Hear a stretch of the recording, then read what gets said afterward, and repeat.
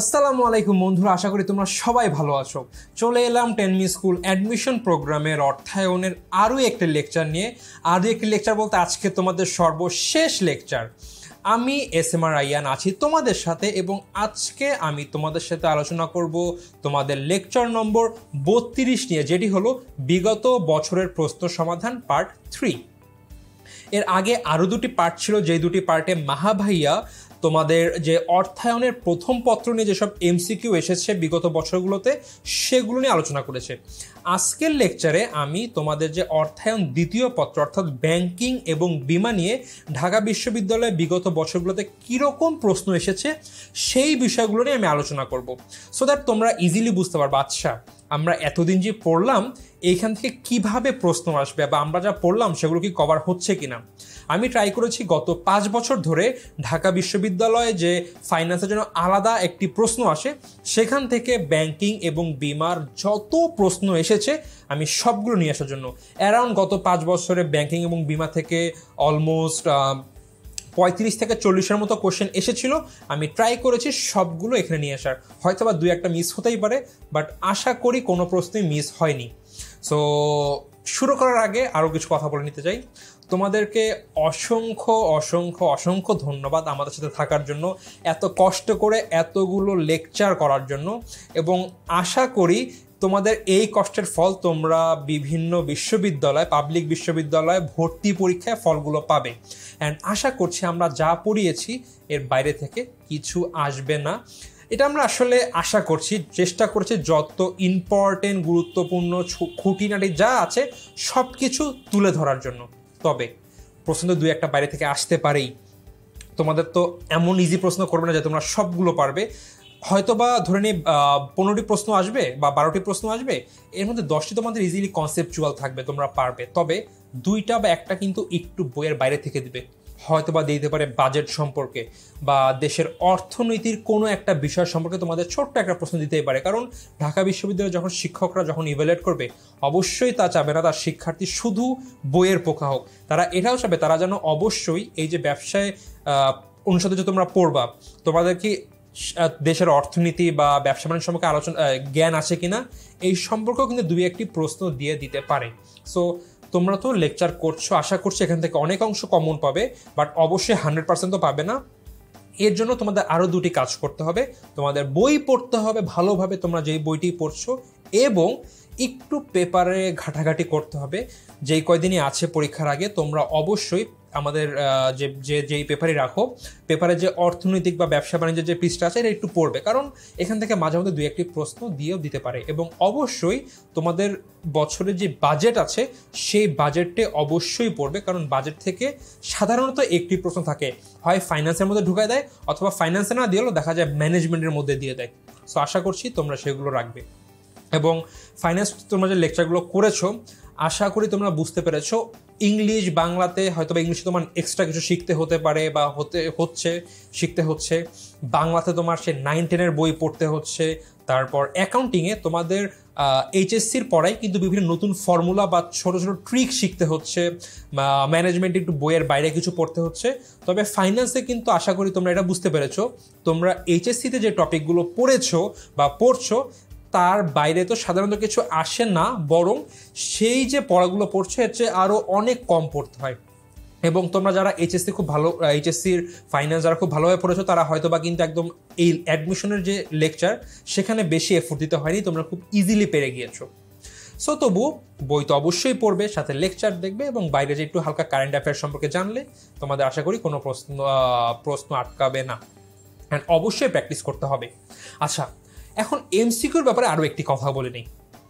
ঢাকা বিশ্ববিদ্যালয় বা যে কোনো পাবলিক বিশ্ববিদ্যালয় হোক বা প্রাইভেট বিশ্ববিদ্যালয় হোক, এখানে কিন্তু এরকম না যে তোমাকে একদম একটি এমসিকিউ আসবে তার যে অপশনগুলো দিবে সবগুলোই ভুল, এরকম কিন্তু কখনো হবে না।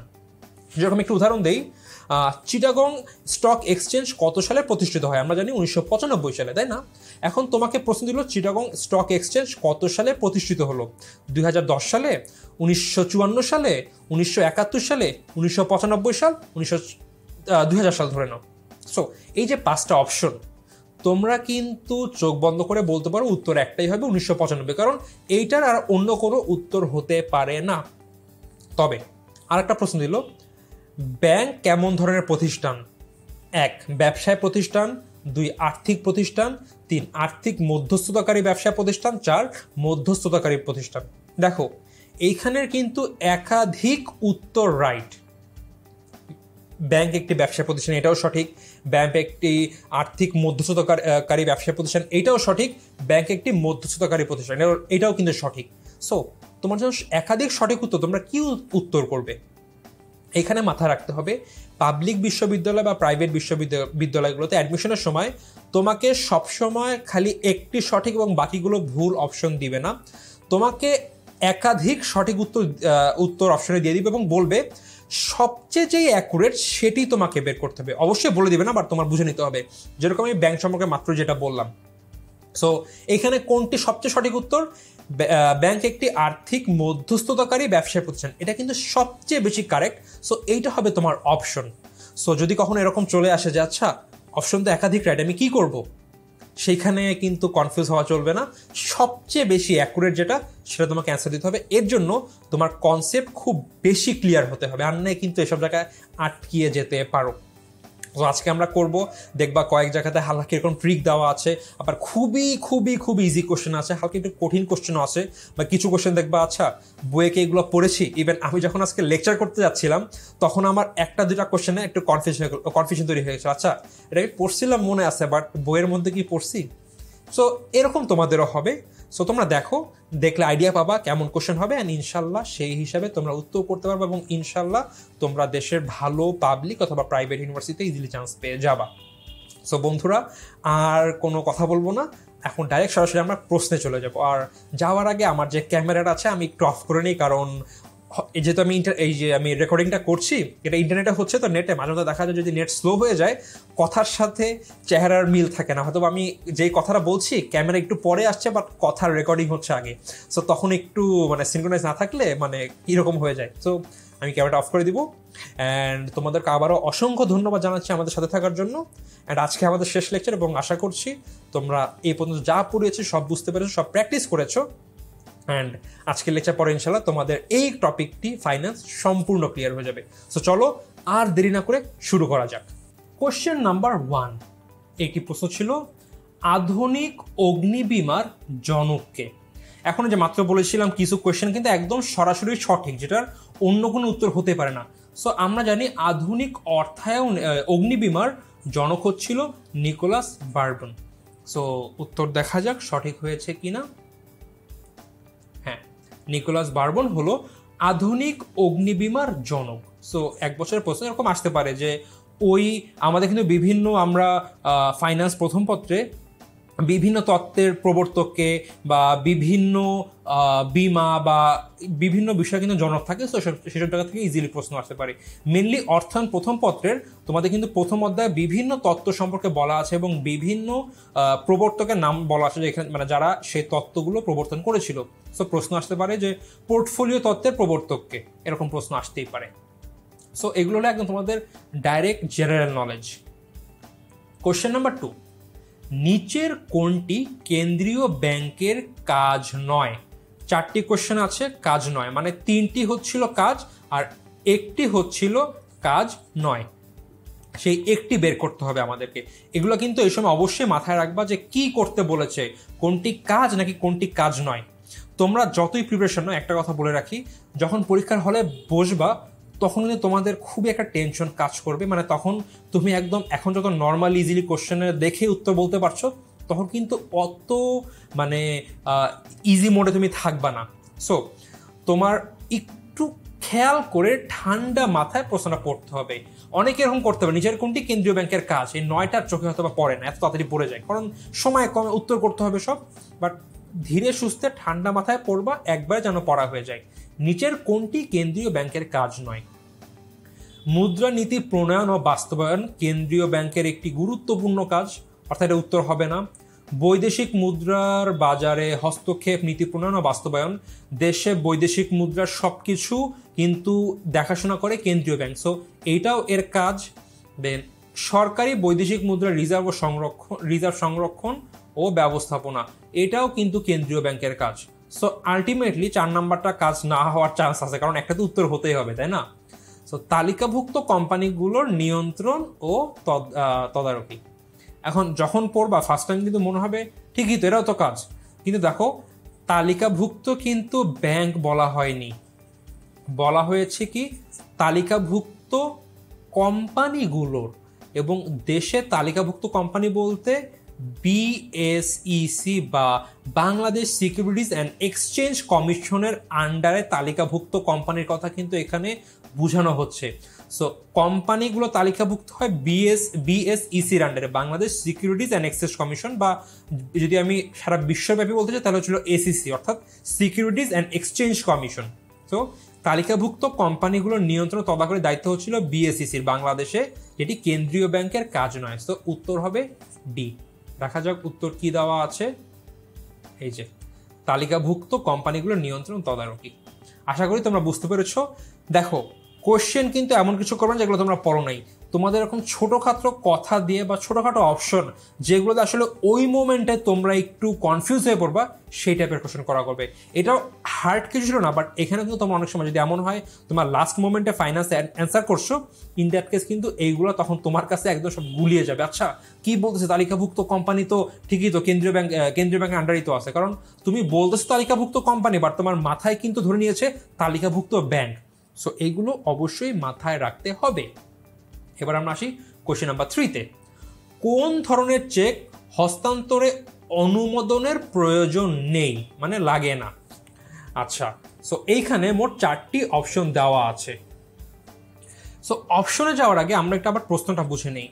কোন ধরনের চেক হস্তান্তরের অনুমোদনের প্রয়োজনে, অর্থাৎ একটি চেক যেটা হস্তান্তর মানে একজনের কাছ থেকে আমরা অন্যজনকে ইজিলি দিয়ে দিতে পারবো, এর জন্য আমার কোনো সিগনেচার বা অন্য কোনো ঝামেলা নেই, জাস্ট চেকটি হাতে হাতে হস্তান্তর করলেই হয়ে যাবে।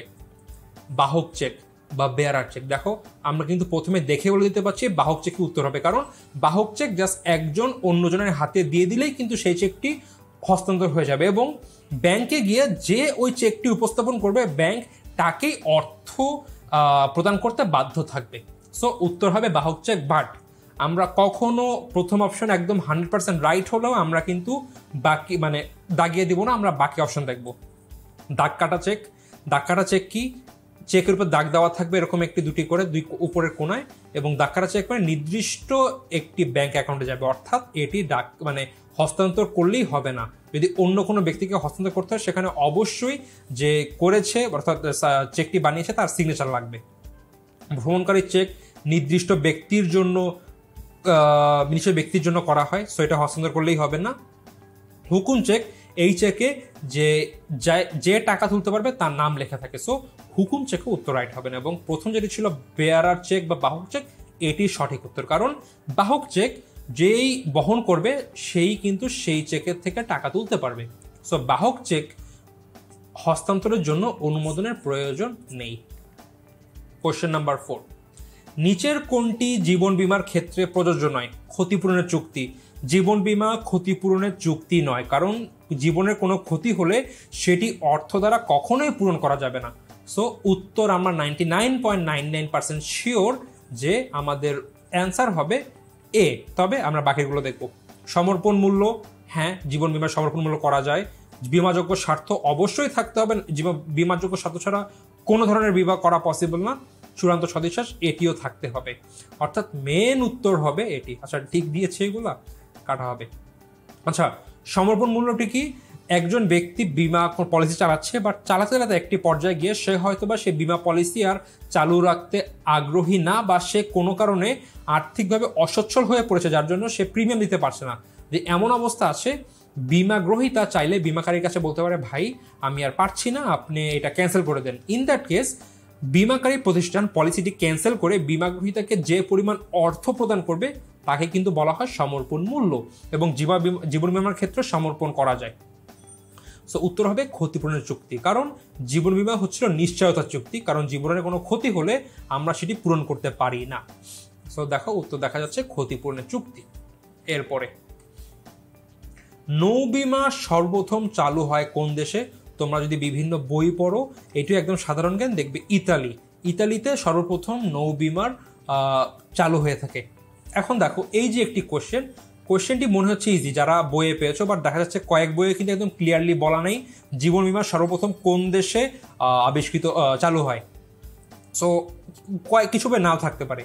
সো এই একটা কোশ্চেন, এটা কিন্তু একটু হার্ড বলতে পারো, কজ সবাই এর উত্তর একদম শিওরলি জানে না।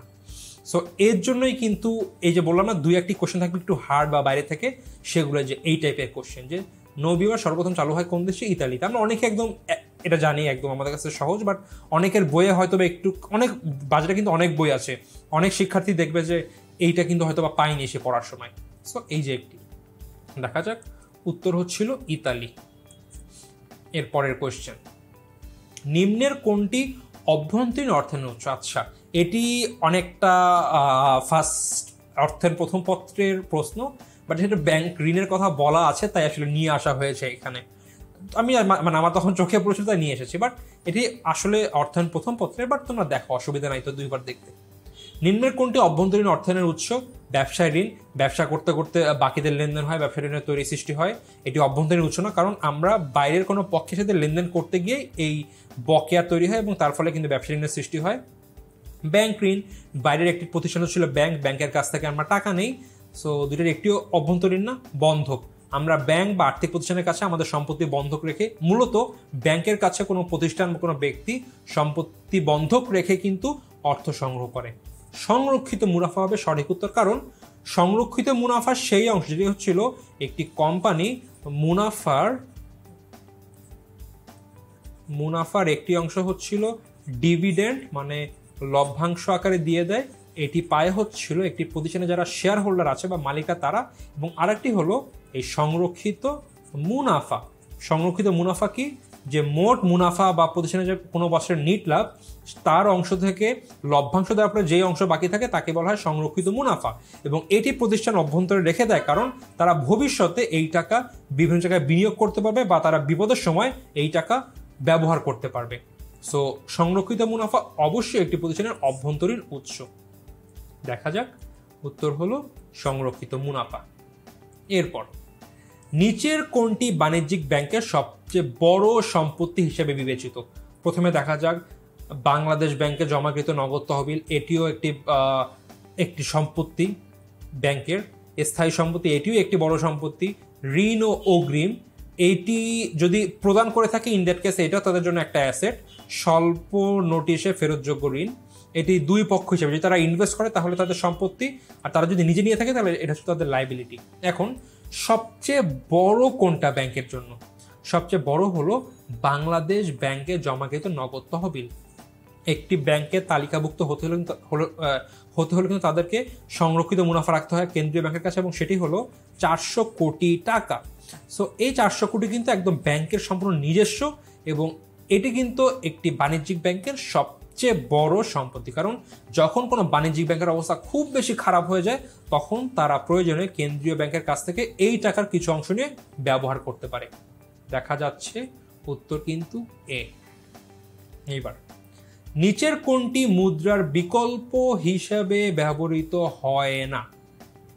পে অর্ডার মুদ্রার বিকল্প হিসেবে ব্যবহৃত হয়ে থাকে।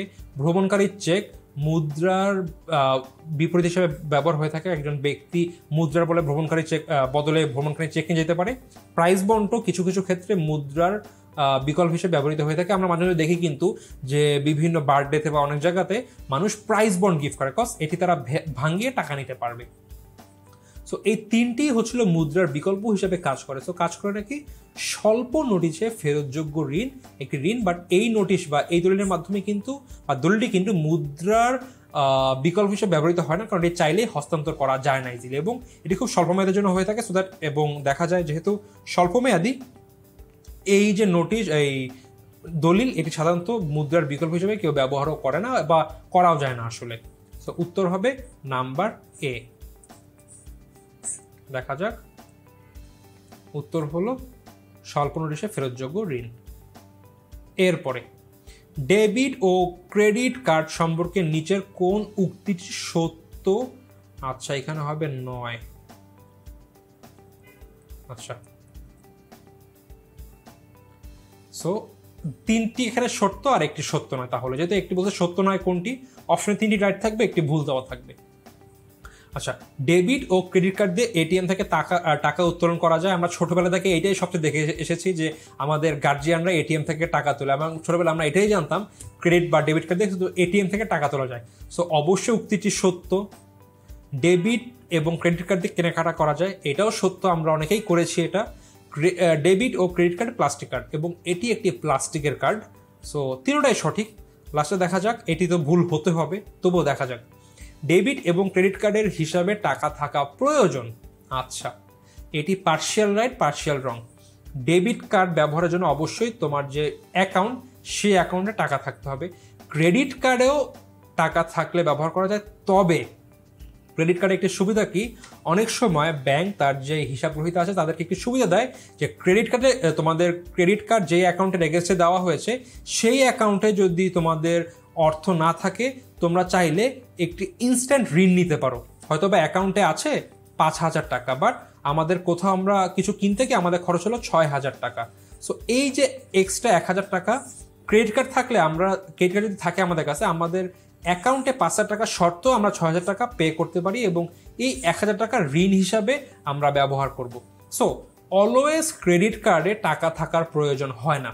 সো এই উত্তরটি যেহেতু পার্শিয়ালি রং, ডেবিট কার্ডের ক্ষেত্রে সঠিক আছে, বাট যেহেতু ক্রেডিট কার্ডের ক্ষেত্রে এই উক্তির ভুল, সো আমরা এখানে রাইট অ্যান্সার এটাকেই ধরবো যে এই উক্তিটি ডেবিট ও ক্রেডিট কার্ড সম্পর্কে সত্য নয়। দেখা যাক কি বলা আছে। ইয়াস, সো এটি হলো এই প্রশ্নের রাইট অ্যান্সার। এরপর, নিচের কোনটি হস্তান্তর যোগ্য দলিল নয়? ব্যাংক ড্রাফট হস্তান্তর করা যায়, ব্যাংক নোট করা যায়, বিনিময় বিল করা যায়, প্রতিজ্ঞাপত্র করা যায়। আচ্ছা, কাহিনী কি দেখো তো প্রশ্নটা আবার ভালোভাবে। নিচের কোনটি হস্তান্তরযোগ্য দলিল নয়? দলিলের কথা বলেছে, ব্যাংক ড্রাফট দলিল, ব্যাংক নোট তো মুদ্রা, দলিল না। ব্যাংক বিল দলিল, প্রতিজ্ঞাপত্র দলিল। সো উত্তর হলো ব্যাংক নোট। সো নিচের কোনটা হস্তান্তরযোগ্য দলিল নয়, সেটি হলো ব্যাংক নোট। এটা ছিল হস্তান্তরযোগ্য মুদ্রা, হস্তান্তরযোগ্য অবশ্যই, বাট এটি একটি মুদ্রা। সো এরপর, একটি পে অর্ডারের মেয়াদ কতদিন? এটি খুবই সাধারণ জ্ঞান। এটি উত্তর সাধারণত 90 দিন বা 3 মাস হয়ে থাকে। 90 দিন বা 3 মাস। দেখা যাক উত্তর কি আছে। 90 দিন। এরপরে, জেটিনসন বলতে কি বোঝা? আমরা যখন নৌবিমা পড়েছি তখন আমরা একটা জিনিস পড়েছিলাম, মাঝে মধ্যে জাহাজ যখন পণ্য বহন করে যায়, তারা বড় বিপদ থেকে রক্ষার জন্য তারা কিছু পণ্য নদীতে নিক্ষেপ করে, এবং একে বলা হয় পণ্য নিক্ষেপণ, যার ইংলিশ টার্ম হচ্ছিল জেটিসন। সো জেটিসনের ইংলিশ বাংলা কি? পণ্য নিক্ষেপণ বা পণ্য নিক্ষেপ করাকে বোঝায়। সো জেটিসন বলতে কি বোঝায়? পণ্য ক্রয়, নো। পণ্য বোঝাই, না। পণ্য স্থানান্তর, না। পণ্য নিক্ষেপ বা পণ্য নিক্ষেপণ। সো অ্যান্সার হচ্ছিল ডি নাম্বার অপশন। দেখা যাক রাইট অ্যান্সারে কি আছে। ইয়াস, পণ্য নিক্ষেপণ। এরপরের প্রশ্ন, দ্বৈত বীমার প্রয়োগের ক্ষেত্র। দ্বৈত বীমা কি? একটি বিষয়কে একাধিক বীমা কোম্পানির কাছে আমি পলিসি আন্ডারে নিয়ে আসলাম, এটাকে বলা হয় দ্বৈত বীমা। এবং কোনো সম্পত্তির ক্ষেত্রে কিন্তু দ্বৈত বীমা করা যায় না। দ্বৈত বীমা শুধুমাত্র করা যায় জীবন বীমার ক্ষেত্রে। সো এটা আমরা জানি। দেখা যাক উত্তর কি? নৌ বীমা, রং অ্যান্সার। জীবন বীমা, রাইট অ্যান্সার। অগ্নি রং, শস্য রং। সো অ্যান্সার হচ্ছিল দ্বৈত বীমা ধারণটি প্রয়োগের ক্ষেত্র ছিল জীবন বীমা, কারণ একটি জীবনের এগেনস্টে একাধিক বীমা করতে পারে। তোমার গার্জিয়ান চাইলে তার জীবনের এগেনস্টে 3টি বা 4টি কোম্পানির কাছে ভিন্নভাবে কিন্তু তারা চাইলে এই দ্বৈত বীমা বা বীমা পলিসি আন্ডারে তার জীবনকে নিয়ে আসতে পারে। সো দ্বৈত বীমা শুধুমাত্র জীবন বীমার ক্ষেত্রে কিন্তু প্রযোজ্য। উত্তর দেখা যাক জীবন বীমা উত্তর। সো ইয়াস। এরপরের কোশ্চেন নাম্বার 14। আচ্ছা, আমাদের আগেটা কত ছিল? আচ্ছা, 13 নাম্বার। এটা কিন্তু আসলে কোনো পরীক্ষার প্রশ্ন নাম্বার না, এটি আমি যে সিরিয়াল করেছি মানে কতগুলো প্রশ্ন, তাই কোশ্চেন নাম্বার দিয়ে দিয়েছি। এ পর্যন্ত কতগুলো কোশ্চেন এসেছে। আচ্ছা, নিচের কোন পদ্ধতির বীমায় বীমা গ্রহীতা ও বীমাকারী উভয় বীমা কোম্পানি? আচ্ছা, আমরা জানি একটি বীমা পলিসি দুটি পক্ষ থাকে, একটি হচ্ছিল বীমা গ্রহীতা, একটি বীমাকারী। বলা হয়েছে কোন বীমায় উভয় পক্ষ বীমা কোম্পানি। আমরা জানি পুনঃ বীমা বলতে একটি জিনিস আছে যেখানে একটি বীমা কোম্পানি তার কিছু ঝুঁকিকে অন্য বীমা কোম্পানির কাছে অর্পণ করে। অর্থাৎ একটি বীমা কোম্পানি তার বীমা ঝুঁকিকে মানে তার ঝুঁকিকে অন্য একটি বীমা কোম্পানির কাছে অর্পণ করে। তো এটাকে বলা হয় পূর্ণ বীমা। এবং যেহেতু দুটি কোম্পানি বলা হয়েছে এখানে, বীমা কোম্পানি দুটি পক্ষই, সো উত্তর হবে পূর্ণ বীমা। এবার দেখা যাক অপশনগুলো। সহবীমা না, পূর্ণ বীমা এইটা হতে পারে। যুগ্ম বীমা, একটি বীমা পলিসি আন্ডারে একাধিক জীবন। গোষ্ঠী বীমা মানে এটিও না, হবে না। গোষ্ঠী বীমা কি একটি বড় সংখ্যক গোষ্ঠীকে বা অনেক ব্যক্তিকে একটি নির্দিষ্ট বীমার আন্ডারে আনা। সো রাইট উত্তর পূর্ণ বীমা। দেখা যাক, পূর্ণ বীমা হচ্ছে এখানে রাইট উত্তর। এরপরে নিচের কোনটি সবচেয়ে প্রাচীন কেন্দ্রীয় ব্যাংক? পৃথিবীর সবচেয়ে প্রাচীন কেন্দ্রীয় ব্যাংক 1656 সালে তার নোট ও মুদ্রা প্রচলনের অধিকারী নিয়ে প্রথম কেন্দ্রীয় ব্যাংক হচ্ছিল রিক্স ব্যাংক অফ সুইডেন। সো দেখা যাক, রিক্স ব্যাংক অফ সুইডেন 1656 সালে প্রতিষ্ঠিত হয়েছে। সো দেখা যাক, ব্যাংক অফ ইংল্যান্ড না, এটি হলো প্রথম আধুনিক কেন্দ্রীয় ব্যাংক। ব্যাংক অফ ভেনিসও, সরি এটা কাটা হবে, এটি উত্তর হবে না, প্রথম কেন্দ্রীয় ব্যাংক না। দেন ব্যাংক অফ ভেনিস এটিও হবে না, রিক্স ব্যাংক বলা আছে। রিক্স ব্যাংক অফ সুইডেন 1956 সালে প্রতিষ্ঠিত হয় নোট ও মুদ্রা প্রচলনের দায়িত্ব কাঁধে নিয়ে, এবং একটি দেশের কেন্দ্রীয় ব্যাংক হিসাবে পৃথিবীর সর্বপ্রথম কেন্দ্রীয় bank Riksbank of Sweden. আর ব্যাংক অফ ইজিপ্ট এটাও হবে না। So right answer Riksbank. এটি কিন্তু আমি যখন আমাদের অর্থায়ন দ্বিতীয় পত্রের যে লেকচারের প্রথম ক্লাসে কিন্তু তোমাদের এই টপিক নিয়ে আলোচনা করা হয়েছে। সো আশা করি তোমরা এগুলো কিন্তু ইজিলি উত্তর পারছো। সো রিক্স ব্যাংক। এরপর নিচের কোনটি বাণিজ্যিক ব্যাংক নয়? এইটু কিন্তু কনফিউশন খুব। দেখো, পল্লী সঞ্চয় ব্যাংক, উড়ি ব্যাংক, সীমান্ত ব্যাংক, বেসিক ব্যাংক। উড়ি ব্যাংক একটি বাণিজ্যিক ব্যাংক, সীমান্ত ব্যাংক একটি বাণিজ্যিক ব্যাংক, বেসিক ব্যাংক এটি হলো বিশেষায়িত বাণিজ্যিক ব্যাংক, পল্লী সঞ্চয় ব্যাংক এটি হলো অতালিকাভুক্ত বিশেষায়িত ব্যাংক। সো এটি কোনো বাণিজ্যিক ব্যাংক নয়। পল্লী সঞ্চয় ব্যাংক হলো একটি অতালিকাভুক্ত বিশেষায়িত ব্যাংক। সো এটি হবে এই প্রশ্নের উত্তর। দেখা যাক, পল্লী সঞ্চয় ব্যাংক কিন্তু আমরা উত্তর হিসেবে পেলাম। এরপর বাংলাদেশ সরকার কত সালের অধ্যাদেশ বলে বীমা ব্যবসায়কে জাতীয়করণ করে? এটি তোমরা যারা বীমা পড়েছো বা বাংলাদেশের বীমার ইতিহাস সম্পর্কে পড়েছো তোমরা জানো, 1972 সালে বাংলাদেশের সরকার বীমা প্রতিষ্ঠানগুলোকে, অর্থাৎ স্বাধীনতার পর 1972 সালে দেশে যত বীমা কোম্পানি আছে তাদেরকে জাতীয়করণ করে। জাতীয়করণ করা মানে কি? একটি প্রাইভেট কোম্পানিকে জাতীয়করণ করলে সেই প্রাইভেট কোম্পানি সাথে সাথে সরকারি কোম্পানিতে পরিবর্তিত হয়ে যায়, এবং এটি হয় 1972 সালে। উত্তর দেখা যাক, হ্যাঁ আমাদের উত্তরটি সঠিক, 1972 সাল। তোমরা যারা বইটি পড়ছো তোমরা কিন্তু ইজিলি উত্তর দিয়ে দিতে পারছো। নিচের কোন সিকিউরিটিতে ভোট দানের অধিকার রয়েছে? আচ্ছা, এটি অর্থায়ন প্রথম পত্রের প্রশ্ন এখানে চলে এসেছে, অসুবিধা নেই, প্র্যাকটিস করতে কি আসে যায়। ভোট দানের অধিকার কারা আছে একটি কোম্পানিতে? যারা কোম্পানির প্রকৃত মালিক। কোম্পানির প্রকৃত মালিক কারা? তারা হলো শেয়ার হোল্ডাররা। দেখা যাক, ডিবেঞ্চার হবে না, এরা কোম্পানির হচ্ছিল ঋণদাতা, বন্ড হোল্ডারও কিন্তু ঋণদাতা। সো অগ্রাধিকার শেয়ার, সাধারণ শেয়ার। অগ্রাধিকার শেয়ার কোম্পানির শেয়ার হোল্ডার, তবে এরা কোম্পানির মালিক হলো আসলে প্রকৃত মালিকটা, কারণ তারা কোম্পানিতে ভোট প্রদান করতে পারে না। সো উত্তর এটাও গেল। রাইট উত্তর একমাত্র সাধারণ শেয়ার মালিক বা সাধারণ শেয়ারের সিকিউরিটি যারা হোল্ড করে তারা একটি কোম্পানির ভোট দানের অধিকার রাখে। সঠিক উত্তর, আচ্ছা এটি আসলে কালার করা হয়নি, সো সঠিক উত্তর হবে সাধারণ শেয়ার। আচ্ছা, এরপরে দেখা যাক, বুল মার্কেট বলতে কি বুঝো? এটা তোমাদের বইয়ে নাই, তোমাদের জানতে হবে। তোমরা একটা কিন্তু ফেমাস মুভি দেখেছো, উলফ অফ ওয়াল স্ট্রিট। অনেকেই হয়তো তোমরা দেখেছো, অনেকেই দেখোনি। সো এটি হলো আমেরিকার স্টক এক্সচেঞ্জ যে আছে, বা যেটাকে বলা হয় ওয়াল স্ট্রিট, মানে ফেমাস নামে পরিচিত, মানে যেই নামে খুব পরিচিত এটা, সেই সম্পর্কে ওইটা। সো এই যে ওয়াল স্ট্রিট আছে, বা যেই রাস্তাতে এই আমেরিকান স্টক এক্সচেঞ্জটা প্রতিষ্ঠিত, ওইখানে দেখবা একটা বিশাল বুলের একটা মূর্তি আছে। সো এই আর তোমরা যারা একটু শেয়ার মার্কেটে ঘাটাঘাটি করছো তোমরা কিন্তু জানো শেয়ার মার্কেটের সাথে বুল এবং বিয়ার, এই বুল এবং এর রিলেশন আছে শেয়ার মার্কেটের সাথে। সো বুল কি?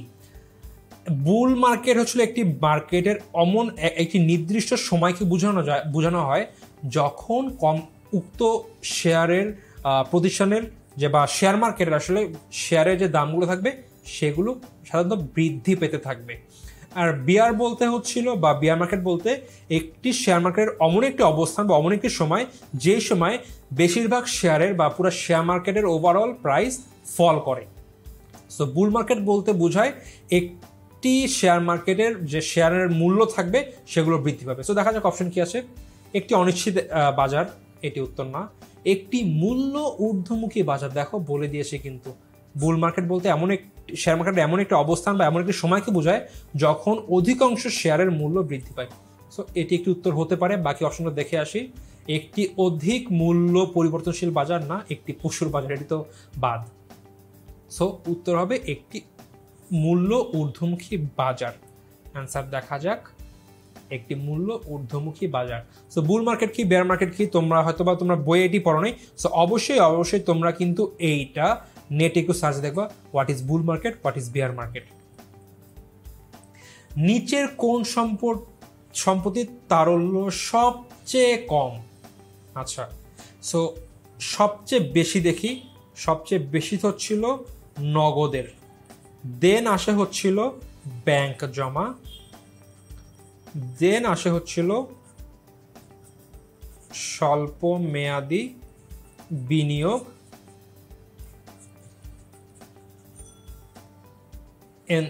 লাস্টে আসবে হচ্ছিল দীর্ঘ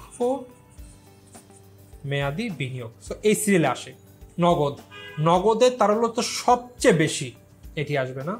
কিন্তু বাকি তিনটা দেখো, FDR long term investment, apartment, bond, তিনটি তো ভাই দীর্ঘমেয়াদী, তাহলে কোনটি সবচেয়ে কম? এবার চিন্তা করো তো, একজন এফডিআর যে হোল্ডার আছে সে যখন তখন গিয়ে কিন্তু ব্যাংক থেকে তার এফডিআরটি ভেঙে ফেলতে পারে, ভেঙে অর্থ কালেক্ট করতে পারে। তার কোনো লাভ হবে না, হয়তো বা তার কিছু এক্সট্রা চার্জও দিতে হতে পারে, বাট সে কিন্তু অর্থটি সাথে সাথে বা কয়েকদিনের নোটিসে কিন্তু পারবে।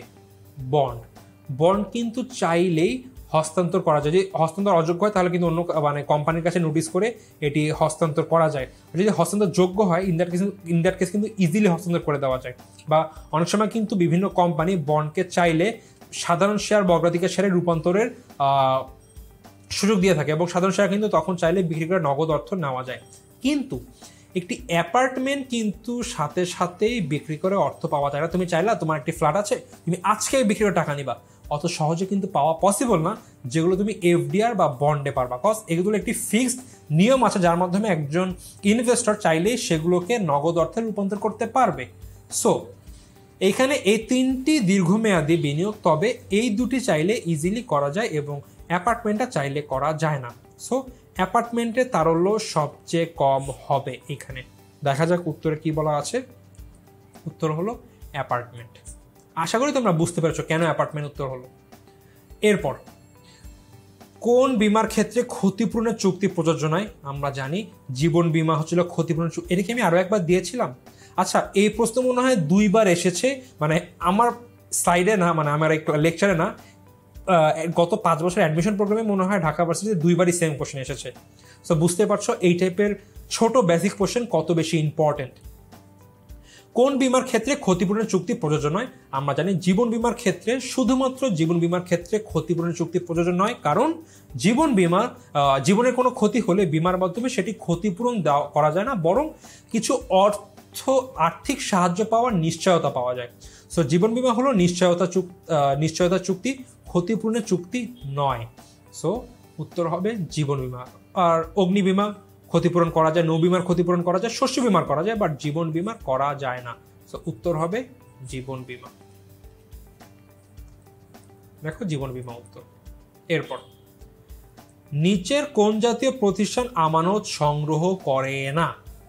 উন্নয়ন ব্যাংক আমানত সংগ্রহ করে, সমবায় ব্যাংক আমানত সংগ্রহ করে, তারপর বাণিজ্যিক ব্যাংক আমানত সংগ্রহ করে, বিনিয়োগ ব্যাংক, তারা বিনিয়োগ করে, তারা কিন্তু আমানত সংগ্রহ করে না। সো উত্তর হবে কোন ব্যাংক আমানত সংগ্রহ করে না? বিনিয়োগ ব্যাংক আমানত সংগ্রহ করে না। এর পরের প্রশ্ন, ব্রিজ লোন কি? আচ্ছা, ব্রিজ লোন হলো এক প্রকার লোন, যখন বিভিন্ন কোম্পানি, বড় ব্যবসা প্রতিষ্ঠান বড় লোনের জন্য কিন্তু অনেক সময় তাদের অর্থের প্রয়োজন হয়, তারা খুব বড় আকারে লোন নেবে। তো তাদের একটি সময়, মানে অনেক টাইম লাগে বড় লোনের জন্য। সো এই যে সময় লাগছে, এর অন্তর্বর্তীকালে অনেক সময় বিভিন্ন প্রতিষ্ঠানের লোন প্রয়োজন হয়।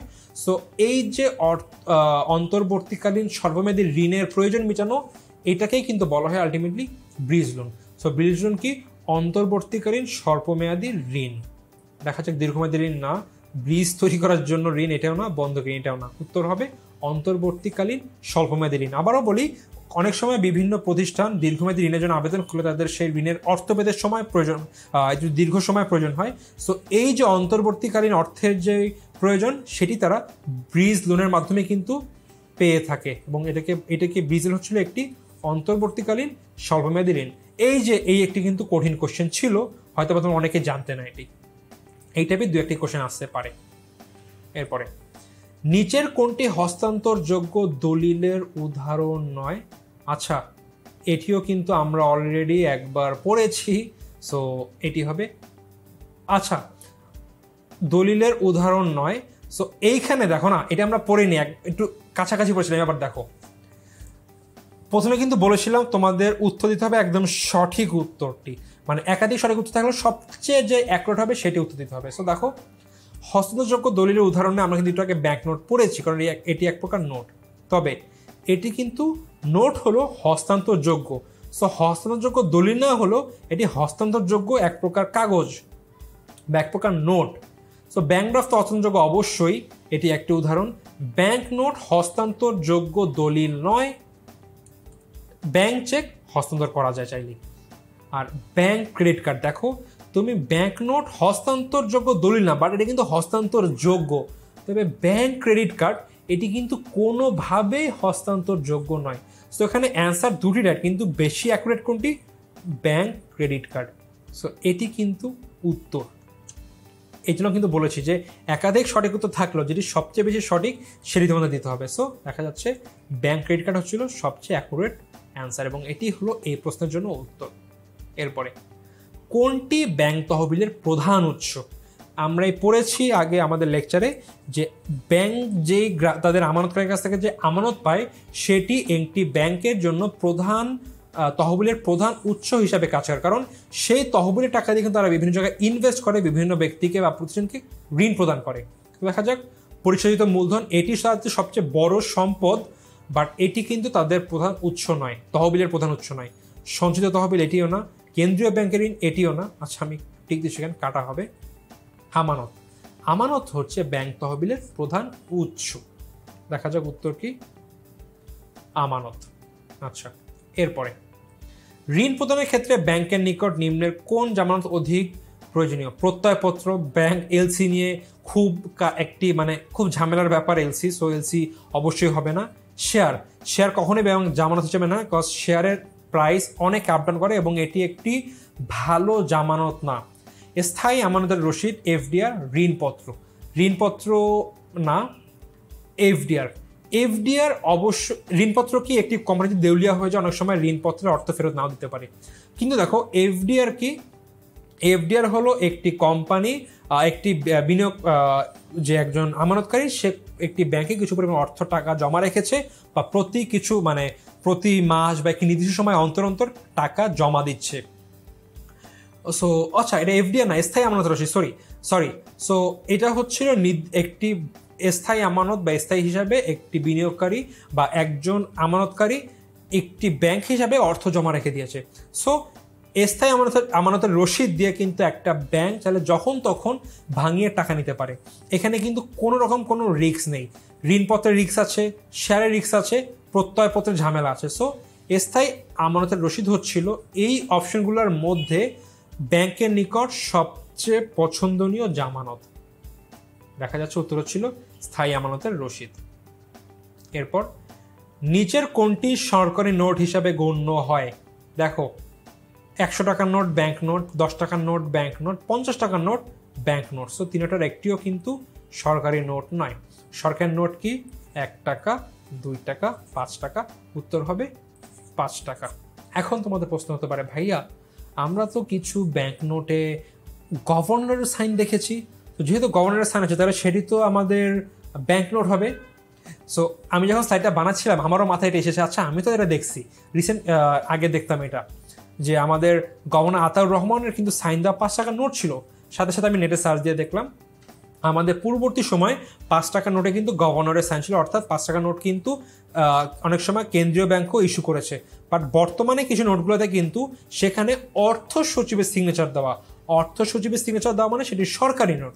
এখন এটি কিন্তু পার্শিয়ালি রাইট, যে 5 টাকার নোট ছিল সরকারি নোট। এখন পার্শিয়ালি রাইট আবার পার্শিয়ালি রং, তোমরা কি করবা? তোমাদের বাকি 3টা কিন্তু পার্শিয়ালি রাইট না, একদম 100% রং। সো আর কিছু করার নেই, যেহেতু এখানে পার্শিয়ালি রাইটের ব্যাপার আছে, আমরা চোখ বন্ধ করে 5 টাকা দিয়ে দিব। সো উত্তর হচ্ছিল নিচের কোনটি সরকারি নোট হিসেবে গণ্য হয়? 5 টাকা। এরপরের প্রশ্ন, নিচের কোন ধরনের হিসাবের ক্ষেত্রে চেক বই সরবরাহ করা হয় না? আমরা জানি মূলত হিসাব 3 প্রকার, একটি হলো চলতি, একটি হলো সঞ্চয়ী এবং একটি হলো স্থায়ী। চলতি হিসাবে চেক বই অবশ্যই দেওয়া হয়, কারণ এখানে চেকের মাধ্যমে অর্থ উত্তোলন করা হয় যখন তখন। সঞ্চয় হিসাবে যখন তখন মানে উত্তোলন করা যায়, বাট কিছু নিয়ম আছে যে একটি সপ্তাহে 2 বারের বেশি অর্থ উত্তোলন করা যাবে না। সো এইখানেও চেক বই দেওয়া হয়। তবে স্থায়ী হিসাবের ক্ষেত্রে কোনো চেক প্রদান করা হয় না, কারণ এখানে মাত্র একবার অর্থ জমা দেওয়া হয়, এর বিরুদ্ধে একটা এফডিআর বা ফিক্সড ডিপোজিট রিসিট দেওয়া হয়, যেটি দিয়ে একদম মেয়াদ শেষে অর্থটি তুলে ফেলা হয়। সো স্থায়ী হিসাবে কোনো রকম কোনো চেক বই সরবরাহ করা হয় না। সো সঞ্চয় হিসাবে তো সরবরাহ করা হয়, স্থায়ী হিসাবে করা হয় না। বিশেষ চলতি হিসাব বা চলতি হিসাব দুটির ক্ষেত্রেই চেক বই সরবরাহ করা হয়। সেখানে উত্তর হচ্ছিল স্থায়ী হিসাব। দেখা যাক কি বলা হয়েছে। স্থায়ী হিসাব হচ্ছিল রাইট অ্যান্সার। স্থায়ী হিসাবে চেক বই দেওয়া হয় না, বরং দেওয়া হয় এফডিআর, বা যেটাকে ফুল ফর্ম হচ্ছিল ফিক্সড ডিপোজিট রিসিট। এরপর নিচের কোন সিকিউরিটি বার্তায় বিক্রি করা হয় এবং লিখিত মূল্য পরিশোধ করা হয়? Bonus share. বোনাস শেয়ার যেটাই হোক, যেমন টাইপের শেয়ার হোক, যেহেতু শেয়ার সেখানে লভ্যাংশ দেওয়া হয়। সো এখানে বার্তায় বিক্রি করা হতেও পারে, আর যেহেতু শেয়ার আর বোনাস শেয়ার, এখানে তো আসলে বিক্রির কিছু না, একটি কোম্পানি তার যে এক্সিস্টিং শেয়ার হোল্ডারকে আছে ওদেরকে বোনাস দেয়। সো এখানে বিক্রির কিছুই নেই, বোনাস হিসাবে পেয়ে যায়। ট্রেজারি বিল সরকার, এটি সরকার কিন্তু ট্রেজারি বিল ছাড়ে এবং তারা কিন্তু বার্তায় ছাড়ে অলওয়েজ, এবং লিখিত মূল্য দেয়। সো এটি পটেনশিয়াল রাইট অ্যান্সার আমাদের। বাকি অপশনগুলো দেখা আসা যাক। অগ্রাধিকার শেয়ার, এটি কম মূল্যেও বিক্রি হতে পারে, আবার অর্থাৎ বার্তায়ও বিক্রি হতে পারে, আবার প্রিমিয়ামেও কিন্তু বিক্রি হতে পারে, আবার লিখিত মূল্যে হতে পারে। সো এটি পার্শিয়ালি রাইট, বাট 100% রাইট না। রাইট শেয়ার হচ্ছিল এটা যারা কোম্পানির প্রবর্তক তারা রাইট শেয়ার পেয়ে থাকে। সো এটিও পার্শিয়ালি, এটা রং আছে, কারণ এখানে তাদের টাকা দিতে হয় না। সো মেন উত্তর হলো ট্রেজারি বিল, কারণ এটি অলওয়েজ বার্তায় বিক্রি করা হয় এবং লিখিত মূল্যে এর পরিশোধ করা হয়। দেখা যাচ্ছে আমাদের সঠিক উত্তর ট্রেজারি বিল। এরপরে কোশ্চেন, নিজের কোনটি তারল্য সম্পদ সবচেয়ে বেশি? একটু আগে বলেছি নগদ অর্থ, ব্যাংক জমা, দেন হচ্ছিল আমাদের স্বল্পমেয়াদী বিনিয়োগ, এবং লাস্টে হলো দীর্ঘমেয়াদী বিনিয়োগ। শেয়ার কিন্তু একটি দীর্ঘমেয়াদী বিনিয়োগ। বন্ড দীর্ঘমেয়াদী বিনিয়োগ। এফডিআর এটিও কিন্তু একটি দীর্ঘমেয়াদী বিনিয়োগ স্থায়ী। ইনভেন্টরি অ্যান্ড ট্রেজারি বিল হচ্ছিল আমাদের স্বল্পমেয়াদী বিনিয়োগ, স্বল্পমেয়াদী সম্পত্তি। সো দুটির যে কোনো একটি হবে। এখন দুটির ক্ষেত্রে ট্রেজারি বিলের কিন্তু তারল্য ইনভেন্টরির ক্ষেত্রে একটু বেশি, কজ সবসময় ইনভেন্টরি কিন্তু চাইলেই আমরা সেটিকে নগদ অর্থে রূপান্তর করতে পারি না বা বিক্রি করতে পারি না। সো এই প্রশ্নের ক্ষেত্রে এই তিনটিতে একদম রাইট, একদম ডাইরেক্ট সরাসরি বাদ। দুটির ক্ষেত্রে কনফিউশন আছে, বাট ইনভেন্টরি অলওয়েজ চাইলে নগদ অর্থে বা রূপান্তর করা যায় না, একটু সময় লাগে। আর ট্রেজারি বিল ইনভেন্টরির চেয়ে তুলনামূলক তাড়াতাড়ি তারল্যে বা নগদ অর্থে রূপান্তর করা যায়, তাই এখানে বলা হবে ট্রেজারি বিলের আমাদের যে তারল্য তার বেশি। সো উত্তর দেখা যাক। উত্তর হচ্ছিল ট্রেজারি বিল। এরপর নিচের কোনটি বাণিজ্যিক ব্যাংক নয়? সোনালী ব্যাংক বাণিজ্যিক ব্যাংক, অগ্রণী ব্যাংক লিমিটেড বাণিজ্যিক bank, state bank of India একটি কেন্দ্রীয় ব্যাংক। আচ্ছা, সো এটি না। ইন্টারন্যাশনাল ফাইন্যান্স কর্পোরেশন, এটি কিন্তু কোনো ব্যাংক না, এটি হলো আর্থিক প্রতিষ্ঠান, সো এটিও বাণিজ্যিক ব্যাংক না। International finance investment and commerce bank limited, এটি হচ্ছে ইন্টারন্যাশনাল ব্যাংক। সো এখানে স্টেট ব্যাংক অফ ইন্ডিয়া আর হচ্ছিল দি ন্যাশনাল ফাইন্যান্স কর্পোরেশন, এই দুটি কিন্তু আমাদের এখানে বাণিজ্যিক ব্যাংক নয়। এখন দেখো আমাদের কিন্তু কনফিউশন, ভাই তিনটা আমরা ব্যাংক পেয়েছি বাণিজ্যিক ব্যাংক, এই দুটি হচ্ছিল আমাদের দেশীয় ব্যাংক এবং এটি হচ্ছিল ইন্টারন্যাশনাল একটি ব্যাংক এবং এটি বাণিজ্যিক। So state bank of India বাণিজ্যিক ব্যাংক, এটা কেন্দ্রীয় ব্যাংক। আর ইন্টারন্যাশনাল ফাইন্যান্স কর্পোরেশন এটি হলো নন ব্যাংকিং ফাইন্যান্সিয়াল ইনস্টিটিউশন বা এনবিএফআই। সো এর মধ্যে কোনটা রাইট হবে এই দুইটার মধ্যে? যেটা বলেছি আমাদের কিন্তু একাধিক সঠিক উত্তর থাকবে। সঠিক উত্তর বলতে এখানে এরা বাণিজ্যিক ব্যাংক না, বাট চেয়েছে তো বাণিজ্যিক ব্যাংক নয়। সো এরা কিন্তু এই দুইটি সঠিক উত্তর, কিন্তু আমাদের একদম অ্যাকুরেট যেই সঠিক মানে সবচেয়ে বেশি সঠিক সেটা দিতে হবে। এখন দেখো স্টেট ব্যাংক অফ ইন্ডিয়া বাণিজ্যিক ব্যাংক নয়, তবে ব্যাংক তো একটা ব্যাংক প্রতিষ্ঠান, কিন্তু ইন্টারন্যাশনাল ফাইন্যান্স কর্পোরেশন এটি কিন্তু কোনো ব্যাংক না, এটা non banking financial institution. So NBFI এটা কিন্তু একদম ব্যাংকই না, এটি নন ব্যাংকিং একটি প্রতিষ্ঠান। সো এই পাঁচটির মধ্যে তিনটি তো একদম ব্যাংক, বাণিজ্যিক ব্যাংক, একটি বাণিজ্যিক ব্যাংক না, কিন্তু বাণিজ্যিক ব্যাংক না বা কেন্দ্রীয় ব্যাংক, তবে তারা কিন্তু ব্যাংক। আর আরেকটি যেটা আছে ইন্টারন্যাশনাল ফাইন্যান্স কর্পোরেশন, এরা ব্যাংকই না, এরা তো বাণিজ্যিক ব্যাংক না হলো কেন্দ্রীয় ব্যাংক, বাট এরা তো ব্যাংকই না, এরা NBFI non banking financial institution. So যেহেতু এরা একদম ব্যাংকের মধ্যেই পড়তেছে না, এবং বাণিজ্যিক ব্যাংকের এই স্টেট ব্যাংক অফ ইন্ডিয়া হয়তো বা বাণিজ্যিককে মিট না করলে তারা কিন্তু একটি ব্যাংক। সো তারা বাণিজ্যিক ব্যাংক হলে তারা কিন্তু একটি ব্যাংক, কিন্তু এই ইন্টারন্যাশনাল ফাইন্যান্স কর্পোরেশন তো বাণিজ্যিক ব্যাংকও না এবং কোনো ব্যাংকই না এটা। সো আমাদের সঠিক উত্তর হবে এখানে ডি। দেখা যাক কি আছে।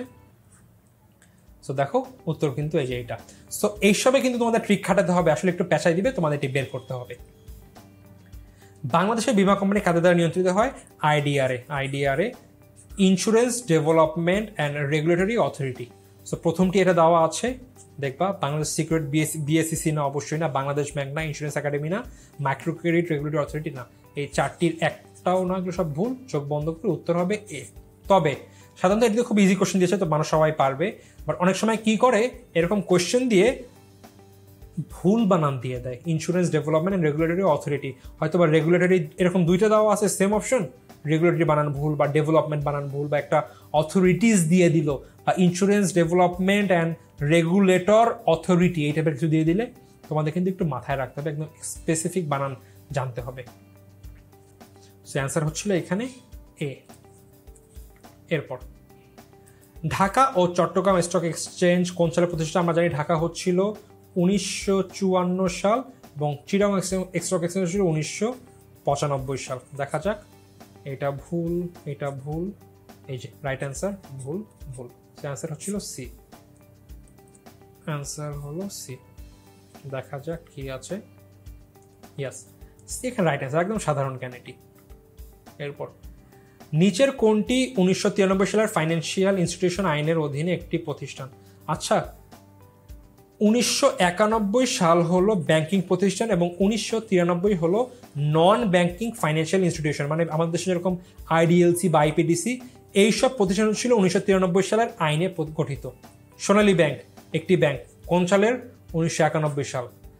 ইউনাইটেড লিজিং কোম্পানি লিমিটেড, এরা কিন্তু কোনো ব্যাংক না, এরা হচ্ছিল একটি লিজিং কোম্পানি বা নন ব্যাংকিং ফাইন্যান্সিয়াল ইনস্টিটিউশন, বা আমরা বিভিন্ন ফাইন্যান্সিয়াল ইনস্টিটিউশন বলতে পারি। সো এরা হয়েছে কত সালের? 1993 সাল। সো এটি আমাদের একটি পটেনশিয়াল রাইট অ্যান্সার। দেখা যায় বাকিগুলো, এক্সিম ব্যাংক এটিও ব্যাংক 1991 সাল, উত্তরা ব্যাংক এটিও 91 সাল। সো এই তিনটি হচ্ছিল ব্যাংক। বি সি, দেখো সি কিন্তু এইটা, বাট বি কিন্তু এইটা, সো ইও হবে না। রাইট অ্যান্সার হচ্ছিল বি, ইউনাইটেড লিজিং কোম্পানি, এরা হচ্ছিল নন ব্যাংকিং ফাইন্যান্সিয়াল ইনস্টিটিউশন এবং বাংলাদেশের নন ব্যাংকিং ফাইন্যান্সিয়াল ইনস্টিটিউশন 1993 সালের আইনের অধীনে গঠিত হয় এবং বলে দিয়েছে 1993 সালের আইনের অধীনে গঠিত কোনটি? অ্যান্সার হবে বি, রাইট অ্যান্সার আমাদের বি। এরপর নিচের কোনটি দীর্ঘমেয়াদী আর্থিক দলিল নয়? কমন স্টক, অবশ্যই দীর্ঘমেয়াদী। কমার্শিয়াল পেপার দীর্ঘমেয়াদী না, আমাদের potential right answer. Prefer stock অবশ্যই দীর্ঘমেয়াদী। Mortgage bond, debenture. আচ্ছা দেখা যাক এই চারটা হচ্ছিল দীর্ঘমেয়াদী অর্থায়নের সবচেয়ে গুরুত্বপূর্ণ চারটাই। সো এগুলো একদম চোখ বন্ধ করে যে কেউ অ্যান্সার পারবে। চারটা হচ্ছিল দীর্ঘমেয়াদী অর্থায়নের গুরুত্বপূর্ণ হাতিয়ার। সো কমার্শিয়াল পেপার খুব কম সময়ের জন্য, 1 বছরের কম সময়ের জন্য এটি করা হয়ে থাকে। সাধারণত 3 মাস থেকে 270 দিন বা 9 মাসের জন্য হয়ে থাকে। সো এখানে উত্তর হবে কমার্শিয়াল পেপার। এরপরে দেখা যাক কি আছে। নিচের কোন প্রতিষ্ঠান মুদ্রা বাজারে একটি মুখ্য অংশগ্রহণকারী? স্টক এক্সচেঞ্জ না। মুদ্রা বাজারকে দেখাশোনা করে কেন্দ্রীয় ব্যাংক, এবং কেন্দ্রীয় ব্যাংকের আন্ডারে কারা থাকে? বাণিজ্যিক ব্যাংক। কমার্শিয়াল ব্যাংক দেখো চলে আসছে। সো আমাদের রাইট অ্যান্সার হতে পারে ডেভেলপমেন্ট ব্যাংক না, নন ব্যাংকিং ফাইন্যান্সিয়াল ইনস্টিটিউশন না, স্পেশালাইজড ব্যাংক না। সো আমাদের সব কাটা দিব, কেন টিক দিচ্ছি। সো কমার্শিয়াল ব্যাংক হচ্ছিল এই মুদ্রা বাজারের যে আমাদের অভিভাবককে কেন্দ্রীয় ব্যাংক।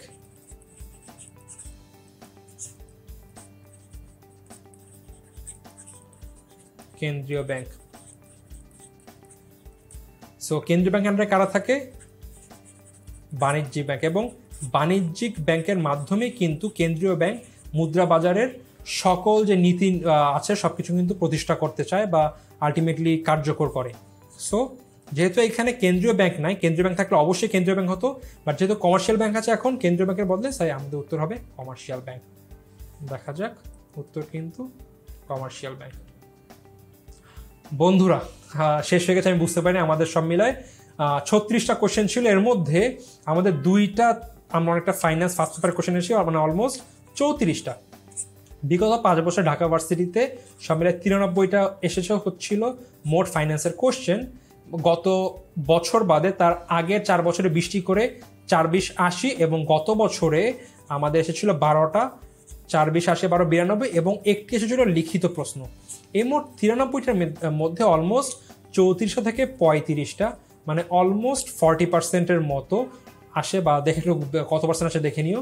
সো এই যে, আচ্ছা একটু ক্যালকুলেটর বসাই দেখা যাক কত পার্সেন্ট আসছে। ধরে নিই 35টা ছিল।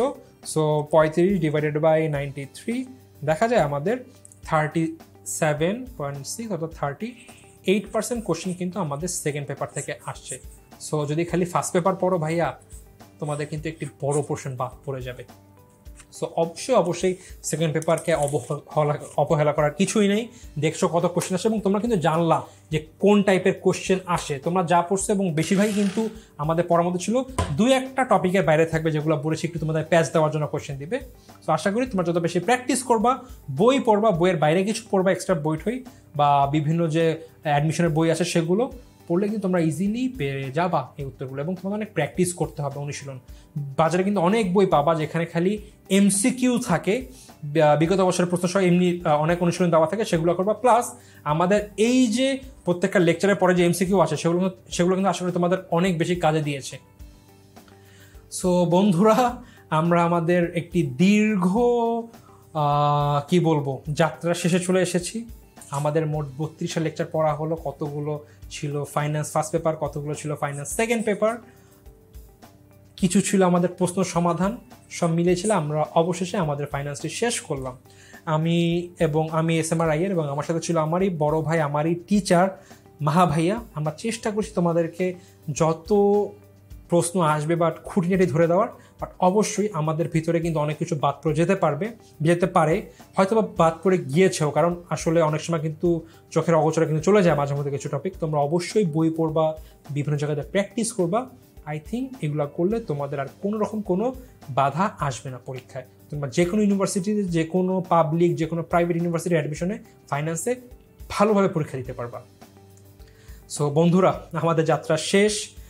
অসংখ্য অসংখ্য অসংখ্য ধন্যবাদ এই যাত্রায় আমাদের সাথে থাকার জন্য। তোমরা না থাকলে কিন্তু আমাদের এই ক্লাসগুলো আসলে নেওয়াই হতো না বা কোনো কাজেই আসতো না।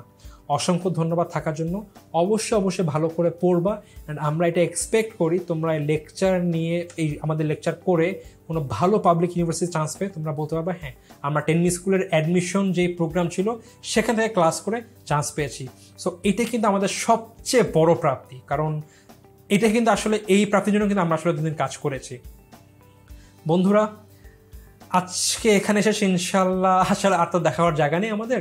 সো আশা করি সবাই ভালো থাকবে, সুস্থ থাকবে, সব ভালো মতন পরীক্ষা দিবে এবং আশা করি তোমরা ভালো ইউনিভার্সিটি চান্স পাবে। সবাই ভালো থাকবে, সুস্থ থাকবে।